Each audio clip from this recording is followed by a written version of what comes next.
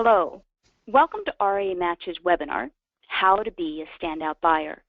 I'm Marianne Buchanan, founder and CEO of RIA Match. Thank you for joining us today. There's an inescapable truth that exists in the RIA community. The fact is, an overwhelming majority of advisory firms want to buy another firm. According to a Cerulli study, 4% of advisory firms are for sale. On RIA Match's platform, the number of sellers is closer to 5.5%. That makes sense because it's a marketplace for advisory firms. While deals are getting done, the challenge to stand out is noteworthy, and deal expectations need to be clarified. We've got a great group of panelists with us here today to flesh out these topics and address understandable frustration among would-be buyers and provide some solutions. We want you to be a part of the discussion today, so thank you very much for coming. What I want to do first is cover some quick housekeeping rules. We've taken a screenshot of an example of the attendee interface. So you should see something that looks like this on your own computer desktop in the upper right-hand corner. You're listening using your computer speaker system by default, so if you'd prefer to join us by phone, just select telephone in the audio panel, and then you dial in, and you'll be displayed. So what I want to do is do an audio check. Raise your hand if you can hear me. Do you see where you can raise your hand in the panel to the right? Okay. All right, I see hands raising. Great, thanks. So you can view your presentation in full screen mode if you don't have that already. And what you do is you go up to that view menu and select full screen. And your lines are automatically muted on the webinar. The webinar is being recorded, and it'll be up on the RIA Match site by tomorrow. So be sure and let your colleagues know that the session's recorded and they can listen to it at their convenience. We'll take your questions in the question box in the panel. I find it's easier just to type your questions when you're thinking about them, and we'll circle around and answer them in the end. So please keep your questions general, anonymous, and high level. So let's go ahead and test your question box. Type in, just do a test. Type in the box the city you're calling from, you're logging in from. And let's see how we do here. Okay, Emmaus, Madison, Roseville, California, Malvern, Atlanta, Lexington, Denver. Great, cool. Delray Beach. We're all over, coast to coast. We'll be conducting polling during the webinar, and we'll share the results with you as we go along. And we find that always to be insightful. So that's housekeeping. Thank you for coming, and we trust you will gain valuable information. What I want to do is talk briefly about RIA Match. RIA Match provides financial advisors solutions for succession planning and growth. We've got two offerings. One is the platform. The RIA Match platform offers low-cost service solutions for succession planning and growth.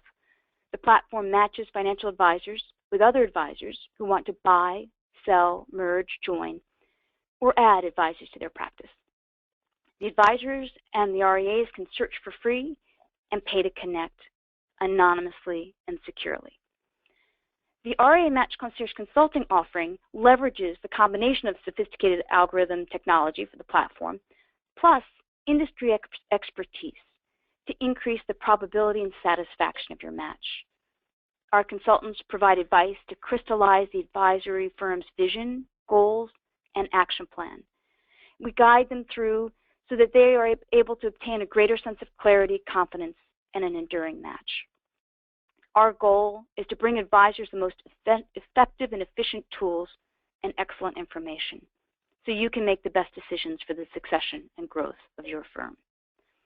RIA Match has over 2,300 subscribers from 49 states that manage in excess of $250 billion of AUM. So I'd like to welcome our panel today. Rick Schaaf. Rick is a managing director and member of the advisory support group at CapTrust Advisors. Rick focuses on the firm's business development, advisory support, advisor recruiting, and acquisitions. He also serves as a member of his firm's executive committee. Prior to joining CapTrust, Rick founded Plan Advisory Services and he built the company into one of the most well-respected advisory firms in the nation before merging his firm with CapTrust in '06. He's worked in the industry since 1983.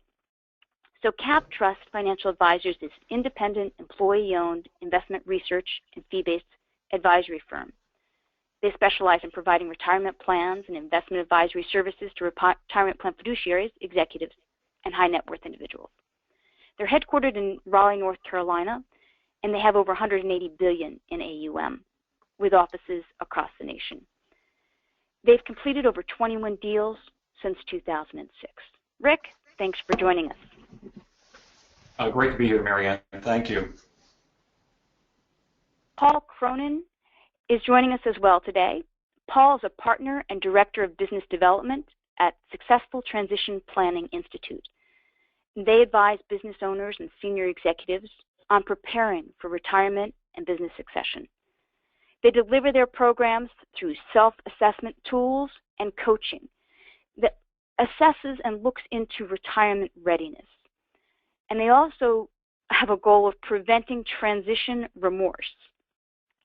Their programs help create plans for a dynamic new life after the owner leaves their companies. They call that time of life the platinum years. And Paul, we have handouts in our handout section today, and those some of those materials are from Paul's firm. And Paul, I want you to speak to that when we get a chance today. But thank you for being here. Thank you. Next up is Emily. Emily Chang spent 35 years in financial planning and investment management. After a very gratifying career, Emily searched for 2.5 years to find an ideal buyer and sold her practice by herself in 2013. She then worked another year at the buyer's office to transfer her clients to their new advisors. Emily then spent a year writing Selling Your Financial Advisory Practice, a step-by-step workbook. Earlier this year, Emily was appointed to serve as a co-host for the series of succession planning webinars hosted by the National FPA. Emily's authored articles and been quoted in the Washington Post and interviewed by NBC in September of '08. Throughout her career, she's spoken in executive MBA programs. Emily earned her MBA in finance from George Washington University and her BA in management at Simmons College. Emily is planning to publish her workbook on Amazon. So please let us know in the question box if you're interested in buying a copy, and she'll speak about it when she talks. But Emily, thank you very much for being here. Thank you, Marianne, for your generous introduction. I'm very happy to be here with you today. Thank you. And I'll be moderating the panel. What I'd like to do is I'd like to share with you, if you remember when you registered for the webinar, there were you had to go through some registration questions. And I do that because I think it's really important for us all to know who else is in the room with you. If I can get that up, there we go. So what type of firms are participating in this webinar along with you? So 16% of the participants today are new to the industry without an established practice, which I find that's a fascinatingly high number and something to talk about. 18% are early solo practitioners. 16% are mature solo practitioners. So that means they have more than 10 years in the business. 20% of you are early ensembles. So that's 2 or more advisors with AUM under 200 million. 18% are mature ensemble practices. That's 2+ advisors with AUM between 200 and 500 million. 12% of you are market dominators, defined as 500 million of AUM or more. Among the advisors attending today, 8% have sold a firm. 24% have purchased a firm. So we've got experienced buyers here that should help with the discussion. 12% are considering selling. Let's compare that to the industry average of 4% are sellers. So we're addressing people's needs here. And 80% are considering buying a firm. So no surprise there. So how to be a standout buyer is a worthy topic to examine. What we'd like to do is start with our first polling question. So that's going to appear on your screen. So the question is, what is the best way? Let's get it up here, and then I will read it out loud to you.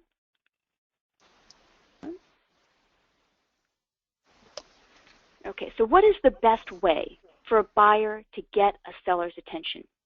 Show your firm's capacity for growth and previous experience. Show the synergies of the two firms and how clients benefit. Show your financial capacity and your ability to act quickly. We'll give you a minute to answer the poll, and we'll see how it goes here. All right, very good. So it's been up for, so we've got 50% voted. If you could just take 2 more seconds, guys, you can click on that. 1% voted. I'll leave it up there for 20 more seconds. I always find these things to be so insightful, good for dialogue. Okay, 7 more seconds. We'll close it up. We've got 80% of you have voted. Great. Thank you very much. So I'm going to go ahead and share the results with you. So I'm going to close the poll, and let's see our results. So what we have here is 74% of you said show the synergies of the two firms and how clients benefit. I'm with that one. But Rick, let me turn to you. What are your thoughts on the poll? Yeah, that's really interesting. I mean, that's certainly very similar with our experience. We have the financial capacity and ability to move as quick as the seller wants to move, but that's not been what attracts sellers to us. It really is the synergies both at a client level and for the individual, and certainly the proven track record of success. So this is very consistent with what we've experienced. And I'm really impressed with the IQ, because when you read articles, you would think that the world thinks that show your financial capacity and your ability to act quickly, and that's not what moves the needle in a deal. So we've obviously got, we're preaching to the choir here. Only not many people selected that. But Rick, you've been on both sides of this decision. You merged your firm with Cap Trust almost 10 years ago now, and now you're helping other firms make the same decision. So what have you learned from being a buyer? Yeah, Marian, thanks for the question. I'm reminded with every new potential merger or acquisition that the sellers are like snowflakes. From a distance, they all look alike, but in reality, no two are exactly the same.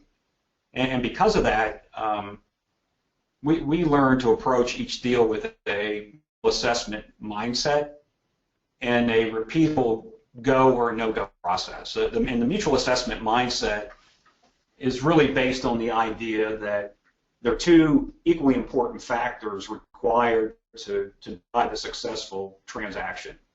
A strong pull factor, and then there's an equally strong push factor.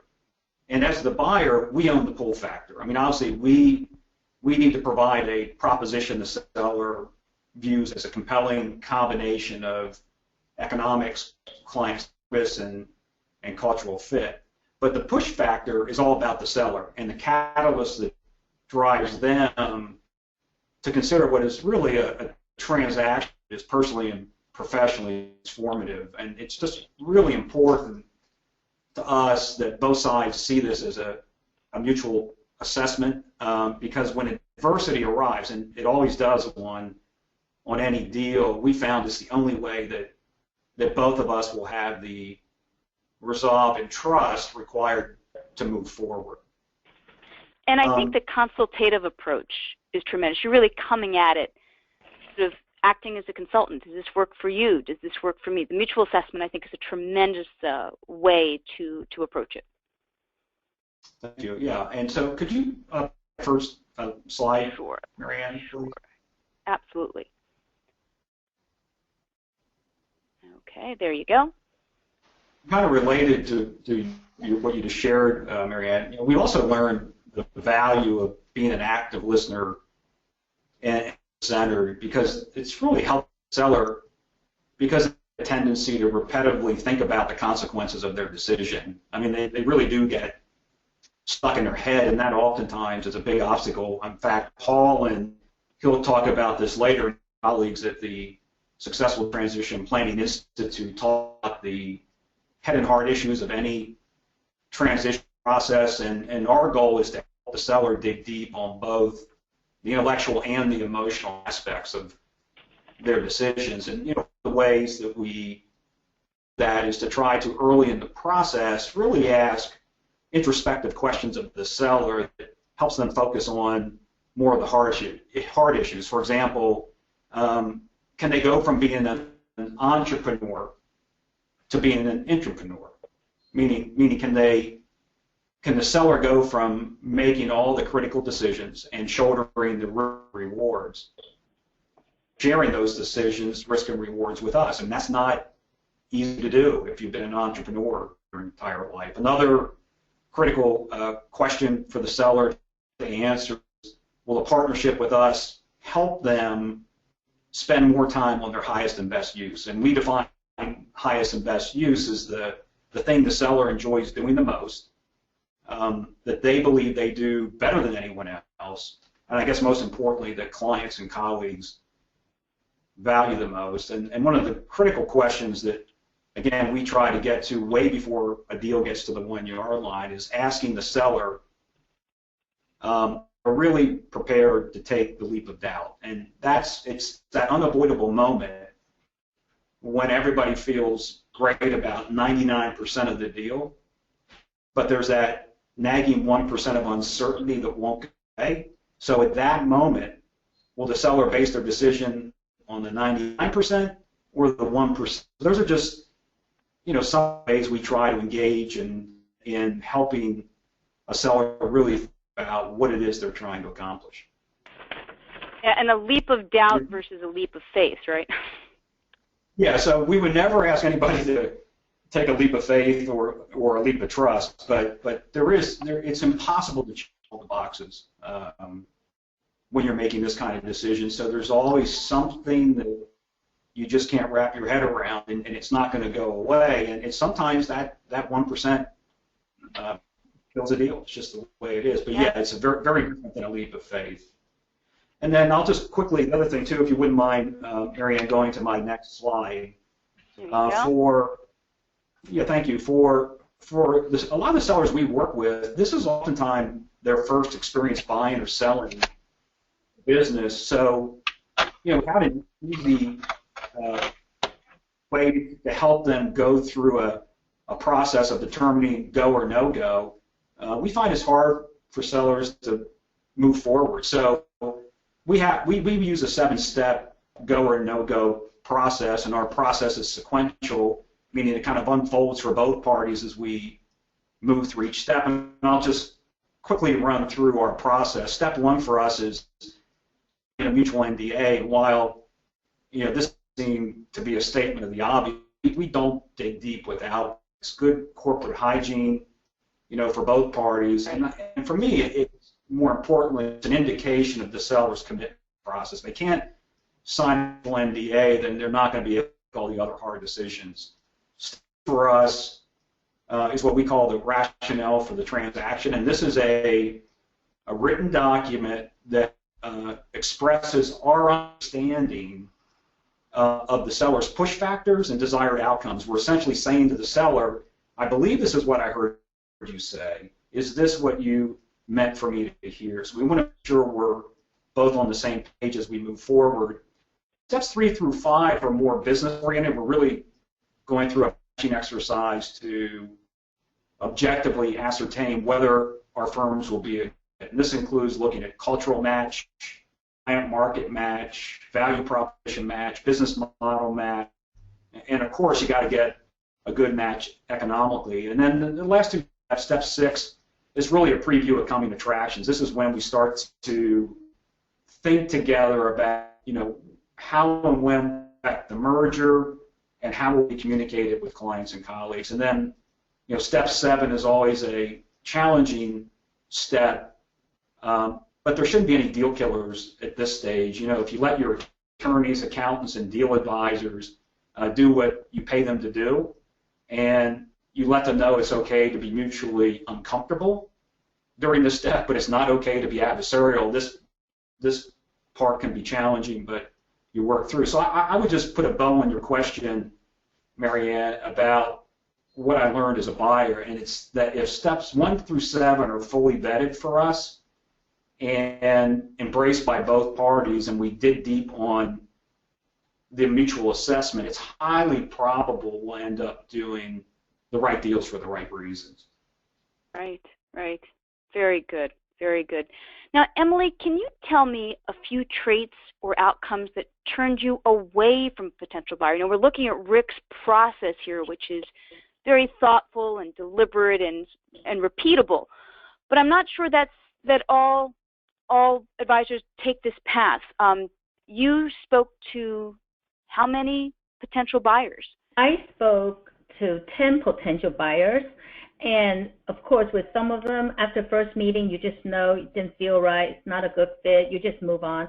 In the end, there were 4 firms that I became seriously considering to turn over my practice to, and these 4 firms, let me just tell you a little bit about the 4 firms and what happened to one of them that I turned away.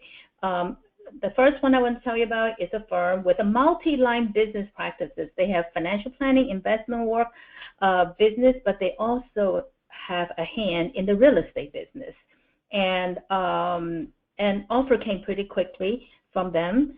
And number 2 I talked to was a sole proprietor with 2 advisors supporting him. And it was fee-only management, financial planning firm, very strong, excellent firm. And an offer came after 3 meetings. And the third one was a financial advisory firm owned by a bank, and everybody was an employee and to the bank.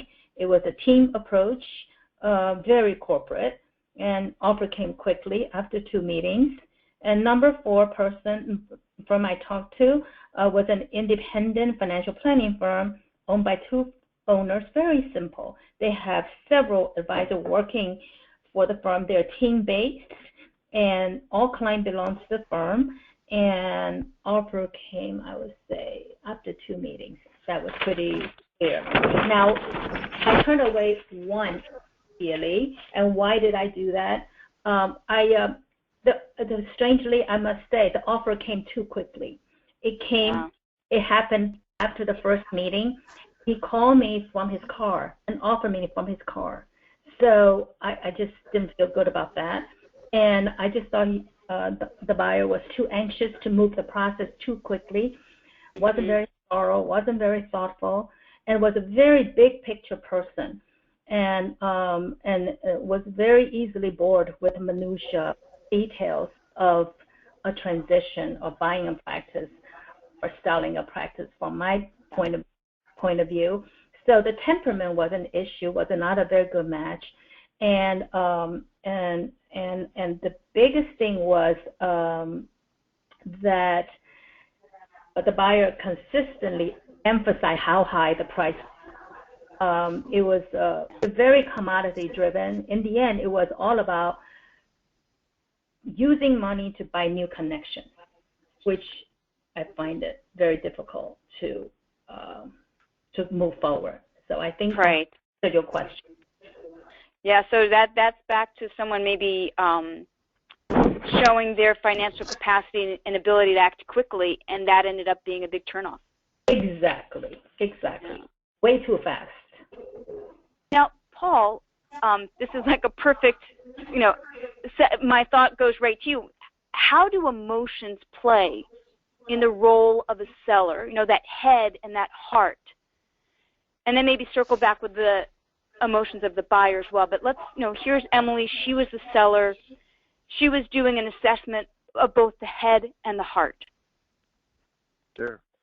Well, having been left 2 other companies prior to becoming partners with Jack Beauregard, the founder of my firm, in 2008, I completely understand where people's head are at. Your identity is very much tied into being the owner of the business or senior partner of the business, whatever your title might be. In many cases, you may have started the business. And so, some of the emotions relate to this much the way people think about, sort of leaving your kids, or seeing your kids go on and grow up.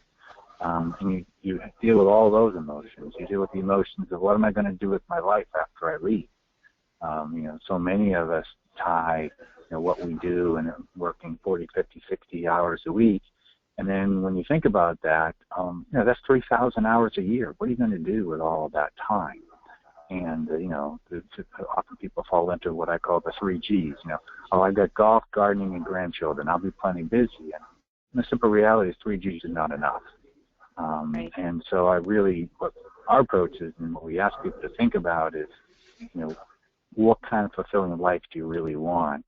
And what are you really trying to accomplish? And when you can start to think about it strategically, you can let some of these emotions be manageable.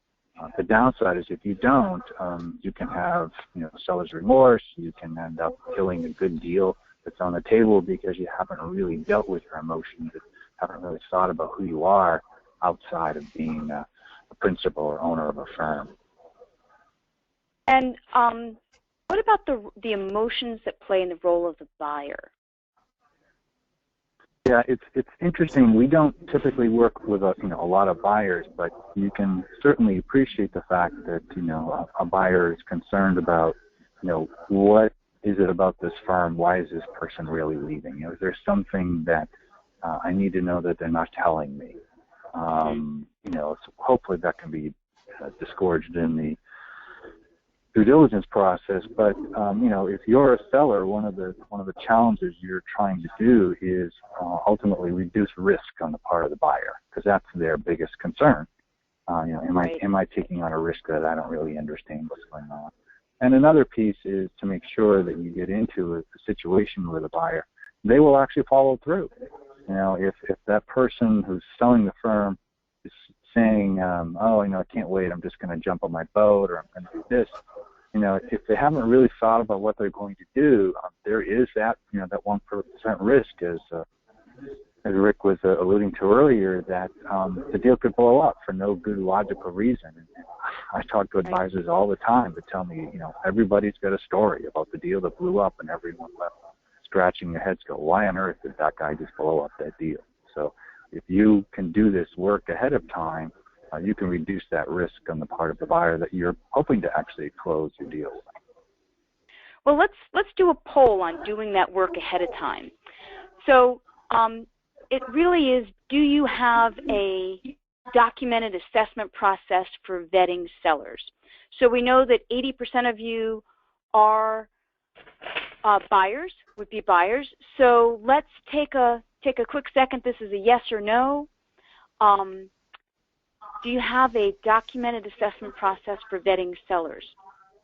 And while we're doing this, I just want, Rick worked with Paul in vetting, in incorporating some of Paul's work in his vetting process. So that was it. And we've got a little bit of background noise. I don't know if someone accidentally didn't get, no, it's not on mute. So we're going to close again. We've been open 42 seconds to close here. And just quick, this is a yes, no. It's pretty easy. So let's go ahead and close the poll.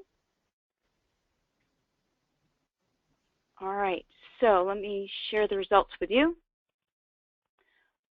We had 67% of you participate in this quick question. Do you have a documented assessment process? 72% say no.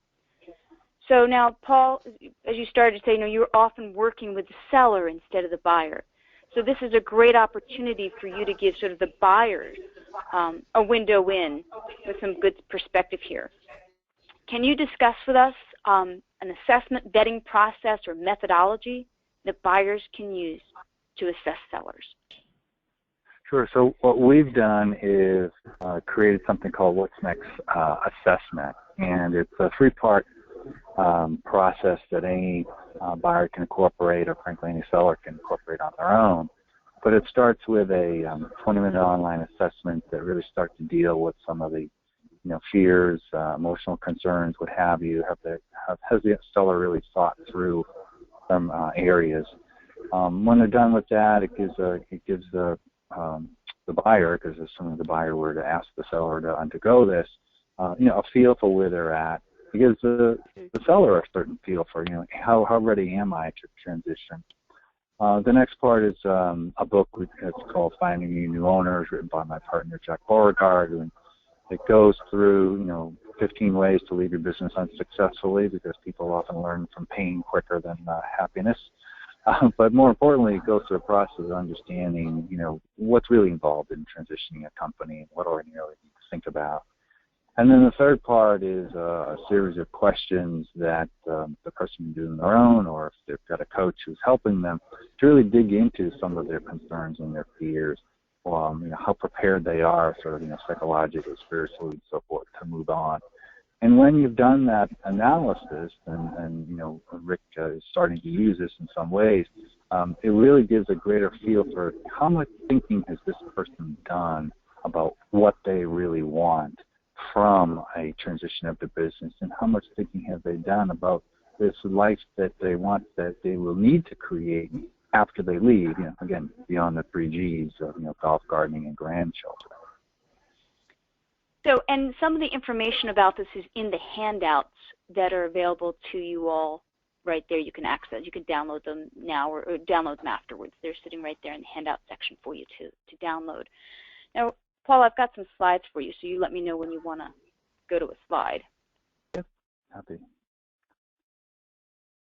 to get, there you go. So okay.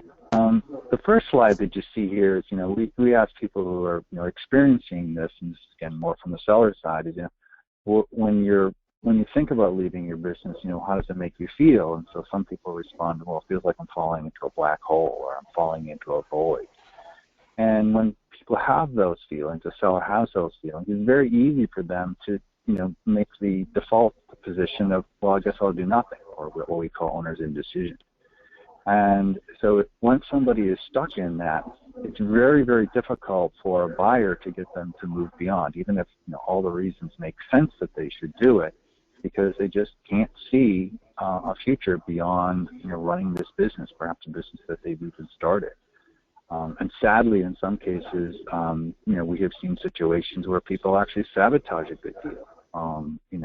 That they genuinely felt that this was going to be a good deal. Everybody said it was, and then when the seller said, I can't imagine what I'm going to do after I leave, they'll find some reason to sabotage the deal. And there are some people in the mergers and acquisition world who now put in penalty clauses, so that if a seller does in fact back out of a deal and it's not directly related to something that would have come from due diligence, they will pay a substantial penalty to the M&A firm. And of course, once you have had that sort of black mark on your record of somebody who can't actually close a deal, your transition plans can be pushed off for years or perhaps indefinitely. And then another up area is, the whole idea of losing power, prestige, or as I like to see, if I'm not a business owner, I can't be part of Rotary. And if I'm not part of Rotary, who am I going to socialize with? Sure. So those are some experiences. If we get another slide there. So, I like to say for people who you're talking to, or have ever heard someone saying questions, well, I'm going to go out boots first, or, I'm going to die at my desk. And this is the picture I would like to sort of share with you. And, the simple reality is this is actually, not what happens in life. How we die in the United States is not at our desk. Instead, we die in hospitals, nursing homes, hospices, etc. And so I would really encourage people to think, what do you want to do with the rest of your life? And if someone says to me, well, I'm going to die at my desk, I always reply, really? This is the best that you can do with the rest of your life? You can go to the next. Yeah. So what we're really encouraging people to do is look for a new way of living. If you look on the left side of the screen, this is sort of the invention of retirement, of which you guys are all part. Is we have education, and then we have this career, and then sometime in our 60s, we retire. That was sort of the norm in the 20th century that created. And then wonders of medicine and modern health and what have you, we are living so much longer. And as you're telling your clients, to plan to live to your 90 or 95, well, people who are owning firms have to deal with that same reality.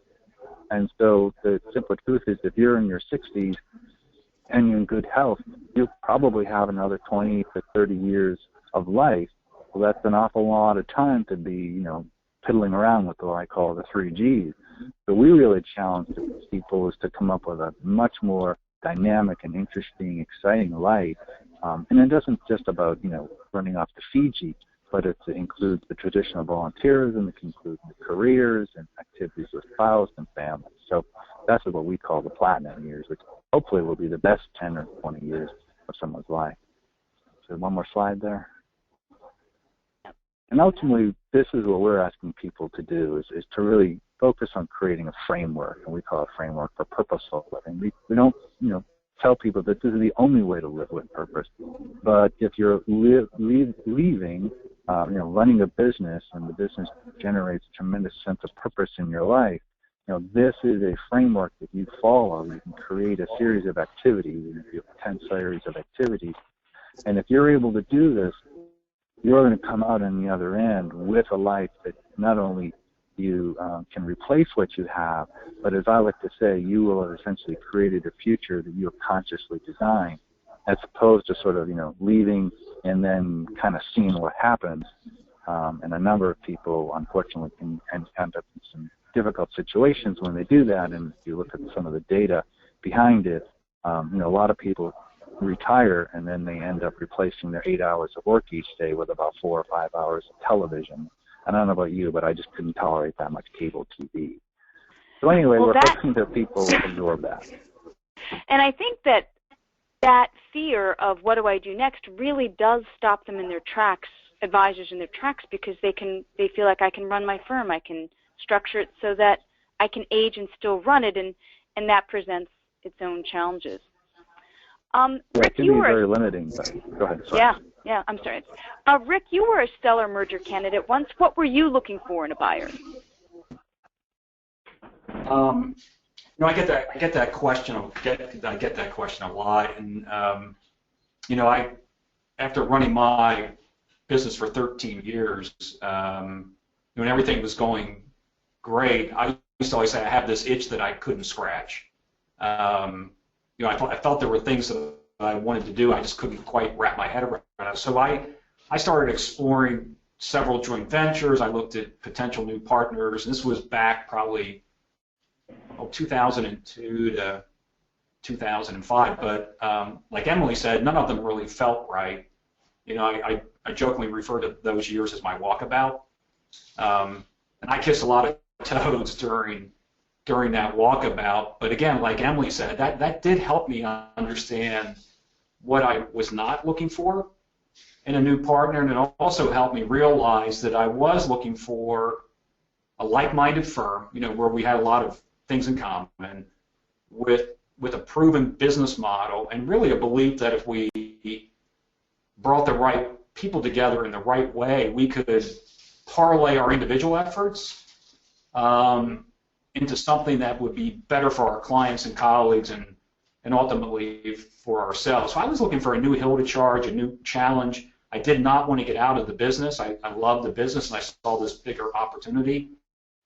And then the other thing that was really important to me, I was looking for a buyer who was prepared to go all in with me. I had this visualization of both of us pushing all our chips into the middle of the table, so I really wanted to buy into something versus selling out. And right. So that's really what I was ultimately looking for. Yeah, and I think that plays out because, like, even in our REA Match database, 41% of advisors consider a merger. So I think that's something that buyers should keep in the back of their mind, that a merger is also a possibility. Absolutely. Emily, you sold your firm, as we talked about. I want to sort of circle back. You created your own vetting process to vet buyers. Tell us about the process and your workbook. All right. I started, the first thing I started was to put down a wish list. It's like when you're renovating or you're building, remodeling your house, you have a wish list. I did the same thing for an ideal buyer. So I'll give you a few samples of what I consider the very attractive attributes for an ideal buyer. I wanted somebody in the same geographical area, preferably in Virginia. 2, because I have a very local presence, and it's just better that way. And 2, I had I had a requirement how many years this person has to be in the business.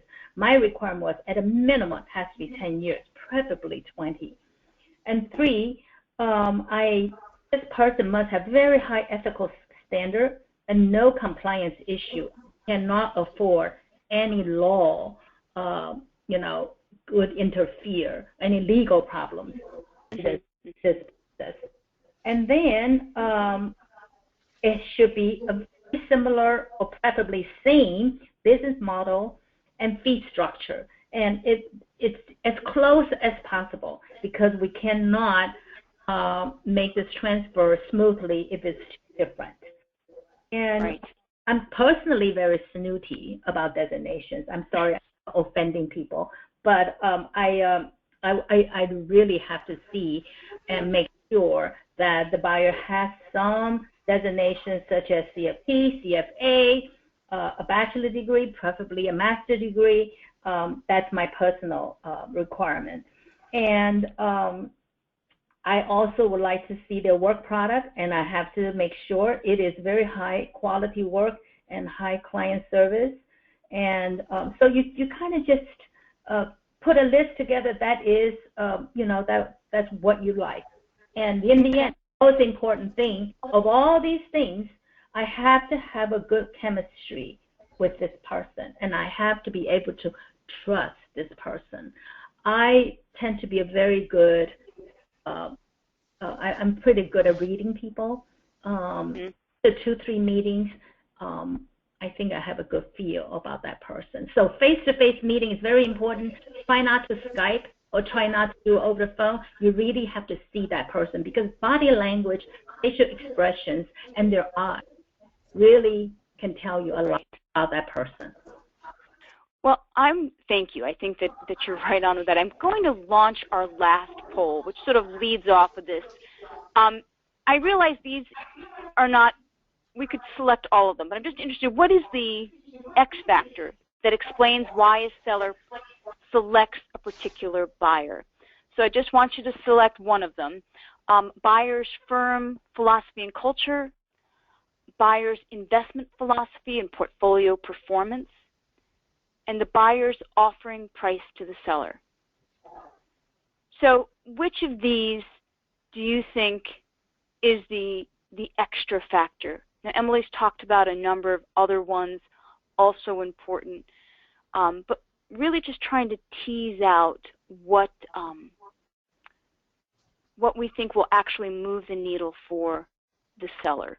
I think the more we walk in the seller's shoes and look at what they're hoping to accomplish, it makes us more effective and efficient buyers. If we look at what buyer processes and procedures are that have been successful, that we can take from that and learn from that. Okay, so we've got, I'm going to close the poll. 62% of you have voted. Let me share the results with you. Okay, so here we go. Buyer's firm, philosophy, and culture, 94%. So Emily, I think that sort of talks about what you're saying there. That's that culture, that's the trust. Yes, very much so. Yeah. Expand a little bit about my area at this time. Did you want me to go in? Sure. Well, let's do that. What was the outstanding feature about the buyer that you chose? Out of the 10 that you interviewed, do you want to talk about that, or go into this? You take it from here. No, actually, I want to talk about what are some of the questions and how I vet my potential buyer first. Great, that's very helpful. Let's go with that. I need to do that first, and because this goes along with your post very well. The firm's philosophy and culture by far is the most important thing. You just sort of, it's like, okay, in my mind, it's almost like marrying into this family. You got to go with a similar type of family of philosophy and culture. It really is a question. I don't like to talk about it that way, but it truly is. And because you are turning over your babies, just like Paul was saying, these are my pride and joy. You are turning over them to this family. And would you turn your babies over if you don't if you don't find them appealing or you are not comfortable with them. No, never. So right. the firm philosophy and culture are truly important. And according to the poll, only 6% think investment philosophy and portfolio performance is important. I kind of disagree, and I will explain to you why in a second. I only let them pick one, though, so I know I handle them a bit. That's true. I found investment performance very important. What I did was I asked the potential buyer, I asked them to tell me how did their average balanced type of portfolio, which most firms would, a 60-40 portfolio would did in year 2008, where the disaster occurred. And because the market lost 39%, and I wanted to know how far away, whether they did better than 28% or less than 28% of a loss that year, or a 60-40 portfolio. And then I further asked, how did they do in 2009 and 2010? Because I wanted to know how long it took them to recover the losses and how fast they were on their feet to get back into the game. And you see, the reason it's very important is that you have to know whom you're turning your client's portfolio to. You know exactly what you have for your client. You have to go with somebody who's compatible with you. You don't want, if you have very conservative or very balanced type of portfolio, you do not want to sell it to somebody who's very aggressive or a market timer or a tactical investment advisor, because clients are going to get upset. And so you have to make sure the fit is very, very good and very, very close. Clients can tolerate a little bit of deviation. They cannot tolerate if it's a major philosophical difference. And also, if you have done well, clients, would you turn your practice over to somebody who is not very good at it? No, you can't do that. Because in a transition, you have to be able to tell the client with a straight face, and that is totally true. You are turning them over to someone who is just about better everything than you. If they're not better than you, why would you turn over your clients to them? You have to be better. So that is why the investment performance is important, because if you haven't done well, investor for your client, it's not that important, mainly because probably most people would be better than you. Unfortunately, if you have not done well for your clients, the transition is not going to be good, because why would they trust you to transfer their account on your pick, because you haven't done well for them? You know what I'm saying? Right. So I do. It truly is.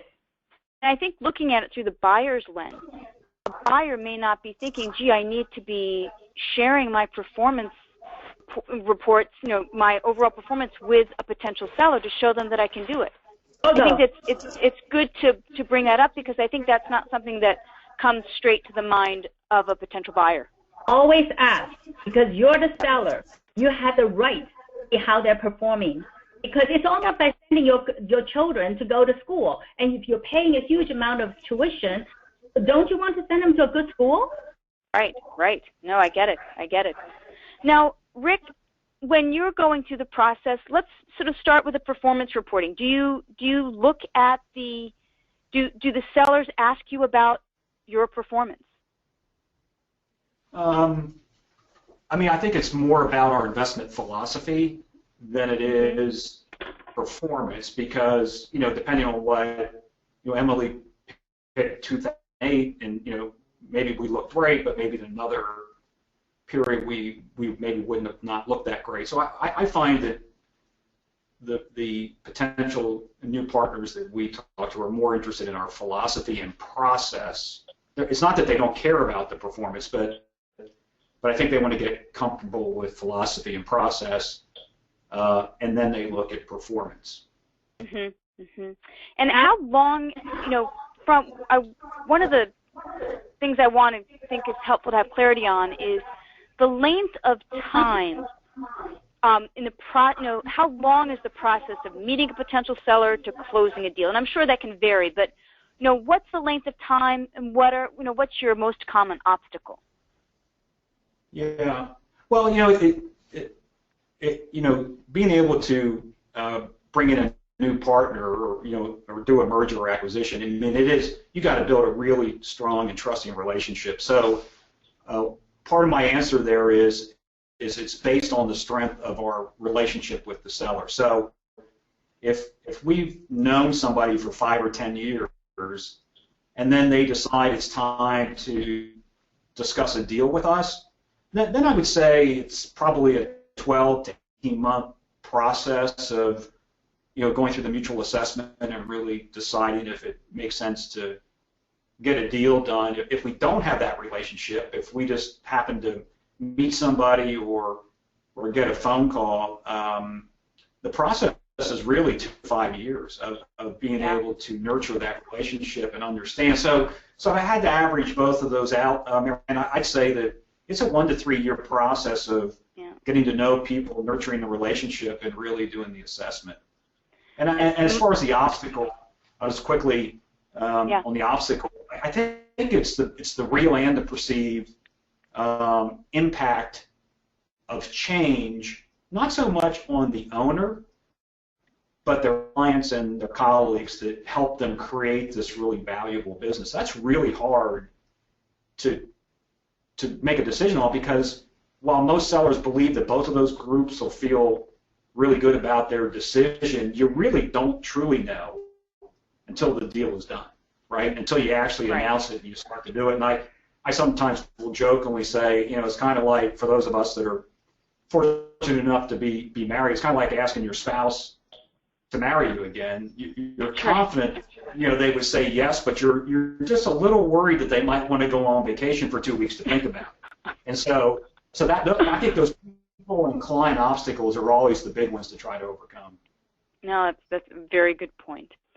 Now, Paul, this seems, when I listen to what Rick's process is, and I see that Emily did her own vetting and her own process, I cannot imagine doing this without an objective third party. And so talk about the importance and the role that a coach or an advisor plays for the buyer and the seller. Sure. So, well, I'll sort of start with the seller, if you will. For the seller, what we really encourage, like you see the slide there, is, you either use our framework or somebody. You follow some sort of a framework. When you want to explore, what are the options? So there's really people who coach through sort of the business transition issues.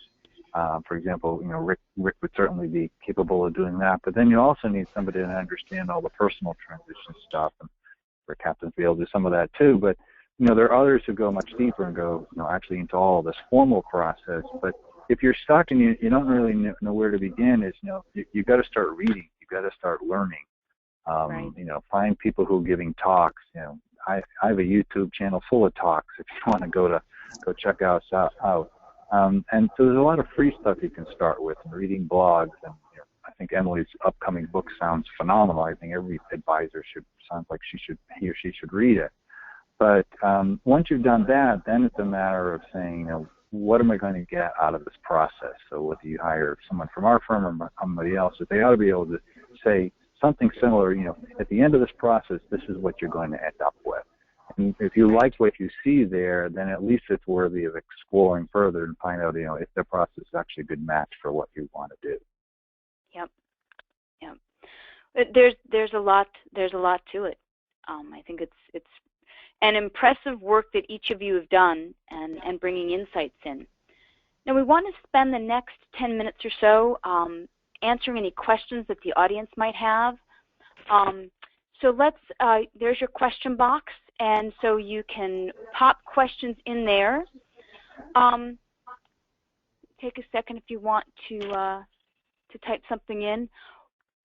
One of the things that I noticed was that we haven't had a lot of discussion. We've spent nearly an hour talking and very little discussion about valuation.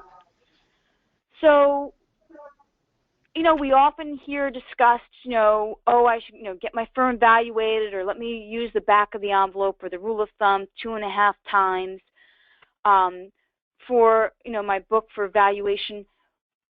Where does that fit into this conversation? I know, Rick, you said it's in like step number 7 for you, so not at number, not the first 50% of it. What's your thought on that? Well, yeah, that's where we, in step 7, when we do the due diligence, that's certainly where we dot all the I's. But we obviously are talking about the economics and the valuations prior to that, because you got to be comfortable with that. But yeah, I think a lot of you see a lot of chatter about valuation, and when I see folks talking about 2.5 or 3 times or whatever as a rule of thumb, the first thing I think about is that old adage where M&A adage where you pick the price and I'll pick the terms. And it's so hard because everybody, oftentimes you hear about the price, but nobody knows the term. It's really hard to know if that price is good or bad. But I would say, the value of any business, from my perspective, is its ability to make money for its owners. And if you start with that premise, and then you have motivated buyer and a seller, what we have found, you can generally arrive at a fair valuation, and then terms that balance the risk and reward for both parties. So I would encourage both buyers and sellers not to get too hung up in, the press and all the deal values that are floating around out there. Yeah. Emily, thank you, Rick. Emily, you're young, and certainly there are a lot of advisors that stay in business a lot longer than you chose to do. Do you think that most aging advisors have the desire to sell? And I still have Paul's slide up here because I think it's good you can speak to it. But do you think they have the desire? What's your thought? The ones I have met who really should be selling are not, mainly because they are so afraid to lose their identity. They continue to work because they are afraid to move forward, and because most people are not comfortable to do things that's out of their comfort zone. This is something comfortable to do because they know it. If they're exhausted, they're burned out, they still do it. When you reach that moment, you know it, and it's unfair to yourself in terms of health-wise, as well as to the benefit of your client. You have to be intellectually and emotionally honest to yourself when you make this decision. If you keep dusting things under the rug, it will never happen. So I would say most of the people are not selling for very, very bad reasons. And I decided to sell for a variety of reasons, which I probably not going to go into detail right now. But and I made a right decision. I'm very happy I did it, and I made a transition difficultly, but I made it. I landed on my feet in the end through writing this workbook, and which I'm hoping to share with everybody, because I'm hoping to demystify the process of selling that intimidates most of my fellow advisors who should be selling their practice. And there's one thing I hope you will let me just chime in. I want to finish one more thought about the importance to ask investment performance report, mainly because in the end, clients are paying for your financial planning advice as well as investments and retention rate. Whether the buyer can retain clients is a function of how well they use their services as well as the investment performance. You got to find out what is the retention rate of your buyers, how long they have kept their clients, and how long they have been able to keep the client that they have bought practice from. It's very good clue to see whether this transition will be successful for you financially or not. So that's why I wanted to complete my thought. Okay, great. Well, thank you very much. Well, I want to conclude. Thank you, Paul, Emily, and Rick, for sharing your valuable insights and actionable solutions. We encourage you to download the handouts that are right there on your handout section.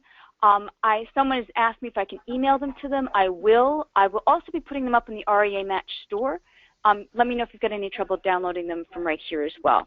I also put an article in there that I wrote for Wealth Management magazine called The Buyer's Bias.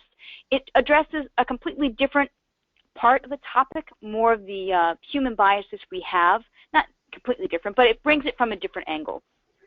So you might want to take a look at that. This has been very informative and very, very valuable. Thank you very much to our panelists. Thank you to our audience for taking the time to join us today to learn how to be a standout buyer. We're grateful that you're part of the REA Match community, and we wish you a happy Thanksgiving. All the best. Good afternoon. This concludes our webinar today. Thank you. Thank you, guys. Take care.